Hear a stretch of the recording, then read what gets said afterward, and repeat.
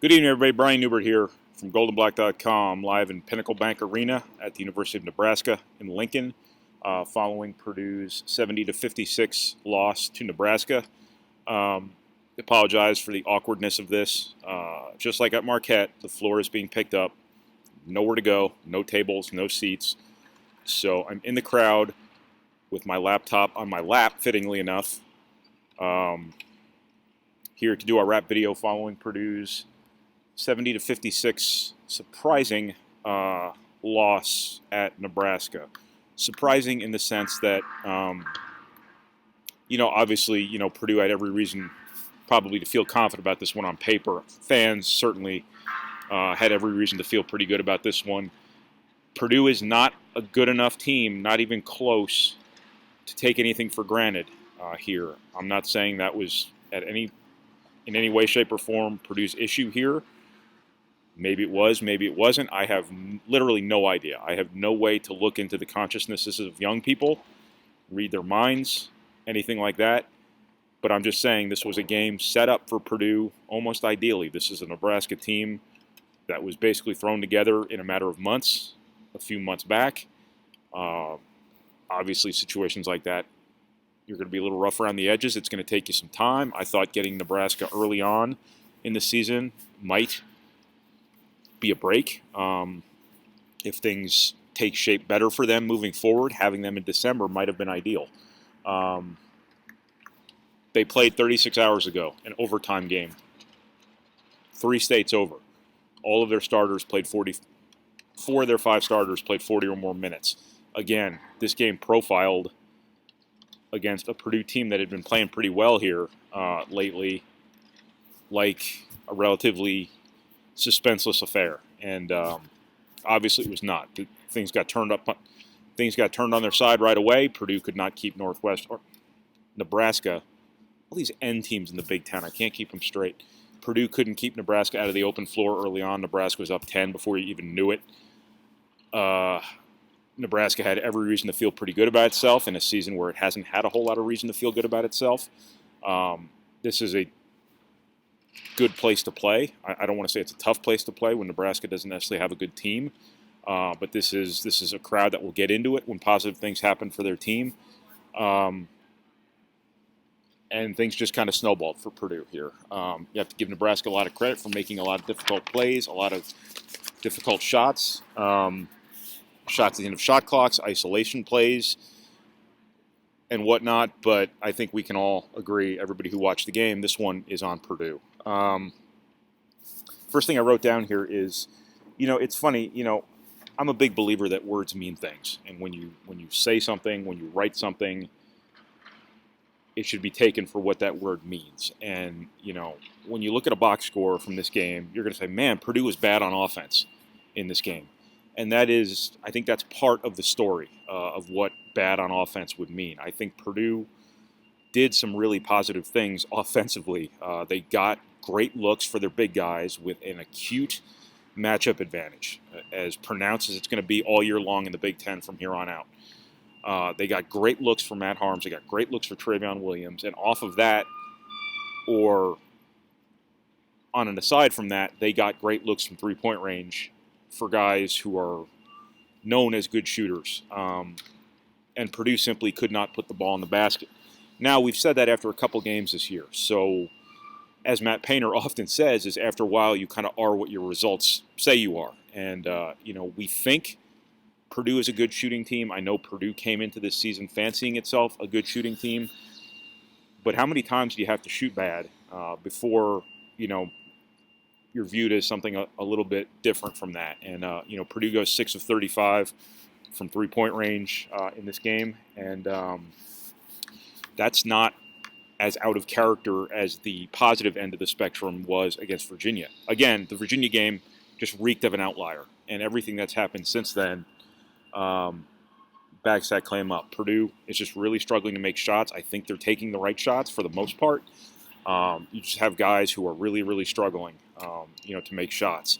But also something where when a couple guys are missing, it feels like this team makes or misses as a team and it's not a deal where one guy's on while other guys are off, or a couple guys are off while everybody else is on. They're just not a consistently consistent, I guess, shooting team, and that's problematic from a mixed perspective in the sense that you're going to play through the post. You're going to use the post to draw attention and then theoretically get open shots and make open shots. When Purdue shot the ball well in this game, there's a stretch in the first half. Both of them came off getting the ball inside to Matt Harms, him getting the ball back out, and then Purdue makes a good rhythm three-pointer. That's got to be Purdue's model. Get the ball inside, play off of that. Let the big guys score if they have a chance to. If not, kick the ball back out, work it around, get open shots. Theoretically make open shots. But, the three-point shooting obviously clearly wasn't the only issue here in this game. I cannot understand. I mean, it's hard to rationalize, I guess. It feels like the last couple of games Matt Harms was really struggling around the basket. He's 1 of 8 in this game, 1 of 7 on 2-point field goals. He did take a 3 that missed, but he had a couple point-blank looks against Virginia. They missed. He had a couple point-blank looks against Northwestern. They missed. No real rhyme or reason to that. It just feels like, for whatever reason, the ball's just not going in for him right now from a foot or two out. So obviously file that under missed opportunities as well. Purdue got the ball to the rim a ton. They wanted to get the ball to their big guys. They wanted those guys to take advantage of a really, really favorable matchup, and Purdue couldn't do it. Obviously, Travion Williams had a great game. He missed a couple of really high percentage opportunities as well in the first half. Purdue had 19 offensive rebounds and turned them into only 13 points. Purdue easily could have had 25 to 30 second chance points in this game given the opportunities that they had. Just could not put the ball in the basket. So my original talking point was this bad offense or was this simply Purdue not finishing? If it's Purdue simply not finishing, that is a season-long trend of not rewarding yourself for running good offense. Purdue only turned the ball over 9 times, but of those 9 turnovers, they were the sort Purdue could not afford, the dreaded pick 6, the kind of thing that undid Purdue against Florida State. Almost really, really hurt Purdue against VCU. Purdue went on to win that game, obviously. That's the sort of thing against athletic, more pressure-oriented teams Purdue is just, having a hard time avoiding. I don't know if Nebraska is a great defensive team, but they are athletic. They do put a little more pressure on your guards than the past 2 opponents have. And, there is going to be an athleticism gulf in some of these games on the perimeter. Jihad Proctor, Eric Hunter, Sasha Stefanovic, those guys aren't elite athletes, so to speak. There will be guys who are taller. There will be guys who are faster. There will be guys who are stronger, quicker, whatever it may be.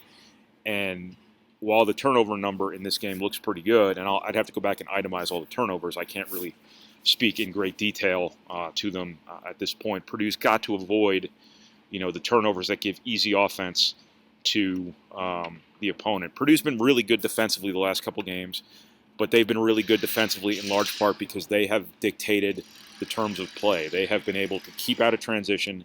They've been able to limit their turnovers. They've been able to get 5 guys established on the defensive end. And they've played matchups that are favorable for playing the way Purdue's been playing the last 2 games, with the 2 posts playing side by side. They've been able to pull that off defensively at the end because they haven't really faced anybody who's really going to test them at all 5 spots off the dribble, or at least 4 of the 5 spots. This was much more of that type of opponent, and you saw Purdue have some lapses, so to speak. So where does Purdue? Hang on. What did I write down? Somebody's walking over to me, and I was distracted for a moment. I apologize. This felt like a referendum of sorts on the big lineups. And, of course, you noticed that Nojel Eastern started the second half in Travion Williams' place. Not at point guard, in Travion Williams' place. That means Nojel Eastern was your 4. Probably has some concerns about a guy playing a position he doesn't really practice at a whole lot. Going out there and having to play that position with a game on the line. But to hear Travion Williams tell it, at least. I didn't have a chance to ask Painter in the press conference. They just needed a defensive spark. But you also got in there a faster, more athletic, more perimeter defense-oriented type of guy. Does that mean that, hey, these big lineups got exposed as for some of the matchup trade-offs? Theoretically, they would present. It would sure seem like it, but this was a great test of what Purdue's been doing, how they've been playing, because, again, this was a transition-oriented team that was going to try to play fast, try to play the game a certain way, and that certain way is the exact opposite of how Purdue ideally would want to play with these lineups as they are. And who won? You tell me. Not just the final score, but in terms of how the game played out. Who dictated the pace of the game better? Who exploited, took advantage of defensive matchups a little bit better? Did Purdue? Theoretically, but they didn't make shots. So, whereas this could have been a game where Matt Harms and Trayvon Williams combined for 45 points, something like that, that didn't materialize because those guys struggled to finish. The matchups went in Nebraska's favor, and Purdue is the better basketball team than Nebraska. So for that to have happened, seems like this was a little bit of a reflection of style of play in part. Now, Purdue obviously doesn't play the whole game with Harms and Williams side by side, but they do play the first 5 minutes. And after the first 5 minutes, Purdue was down 10 points on the road to Nebraska. So, again, this maybe raises some real questions about the viability of how Purdue's playing.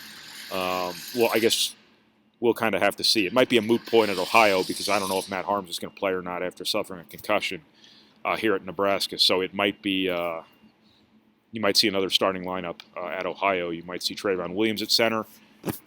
Who's your 4 then? You go back to Aaron Wheeler, who's really, really struggling in a lot of different ways here. 1 of 7 from the floor is only part of the story.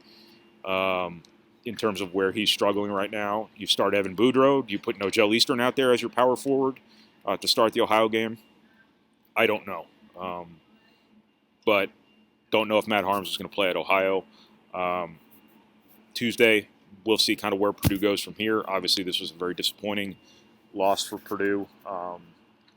Things were set up. Things were set up for Purdue to go 3-0 to start Big Ten play. You got Minnesota visiting Mackey Arena to start the late December portion of Big Ten play.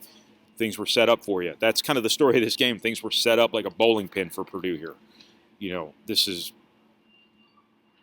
They're getting better, clearly, but Nebraska has been the worst team in the Big Ten. They still may be the worst team in the Big Ten. It's certainly not Rutgers this year. Northwestern is the only one that comes to mind for that dubious distinction. Nebraska is getting better, though, but still not to the point where Purdue, should have come here and lost to this team, clearly. But this was all set up. I mean, this is a vulnerable opponent for your first road game. You're playing pretty well. They just played 36 hours ago, an overtime game. This was all set up for Purdue, not only today, but to start 3-0 in the Big Ten. And it went by the wayside. So Purdue's got to make something positive out of this, whether this was a maturity issue in any way, shape, or form, or simply Nebraska playing better today, or the cause of something much deeper than that. I don't know. College basketball is a funny game, as you well know, and this has been a very hot and cold season for Purdue, and this is basically frigid as far as hot and cold goes. So a very disappointing loss for Purdue. We'll kind of see where they go from here. But people are starting to look at me funny. You probably are as well. But the people here picking up the floor, I think, want to pick up these chairs too. So I'm going to get out of them. For goldenblack.com, this is Brian Neubert from Pinnacle Bank Arena. I buried my box score. I don't know the score. From Purdue's 70-56 loss here at Nebraska, thank you for watching. Thank you for reading. Thank you for listening. And thank you for processing our materials. However did you process our materials, we'll talk to you again on Tuesday night from the Ohio University, right before National Signing Day for football. It's going to be a really busy, chaotic week for me. Thanks, everybody.